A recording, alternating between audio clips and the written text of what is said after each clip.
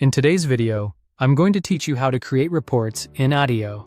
In Attio, reports are created through dashboards, which act as a central place to visualize your CRM data.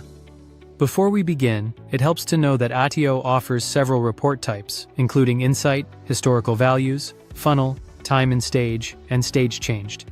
Each one is designed for a different kind of analysis, so the setup will vary slightly depending on what you want to measure. To get started, go to the Attio homepage and open Reports. From there, add a report and choose the dashboard where you want it to live. In this example, we'll use the Sales dashboard, but you can also select an existing dashboard or create a new one if that fits your workflow better. Once you're inside the dashboard, click New Report. First, rename the report to Deals in Progress Report. This makes it clear that the report is focused on deals currently sitting in the in-progress stage. After that, add a description so anyone viewing the dashboard understands the purpose of the report at a glance. Next, choose Time and Stage as the report type. This option is useful when you want to analyze how long records spend in a specific stage.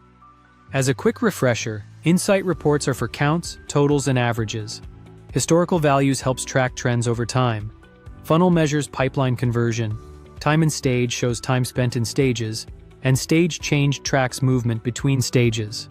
After selecting the report type, choose Deals as the data source. Then click Deal Stage and set it to In Progress. This filters the report so it only reflects deals in that stage. Once everything looks right, click Save. Now let's create a second report. Click New Report again and rename this one Deals Lead Report. Add a short description, such as deals that are on the lead stage, so the report's purpose is easy to understand. For this example, select Funnel as the report type. Funnel reports are helpful for showing how records move through a pipeline and where conversion is happening. Choose Deals as the data source, then set Deal Stage as the status attribute. After that, click Deal Value so the funnel can reflect the value tied to those deals. For the included stages, select Lead, then click Save. At this point, you've created two different reports inside the same dashboard, each serving a different purpose. The overall process is simple. Choose a dashboard, create a report, name it clearly, add a description, select the right report type, define your data source and filters, and save it. You can also try other report types like Insight, Historical Values, and Stage Changed, depending on the kind of reporting you need. Thank you for watching and subscribe for more.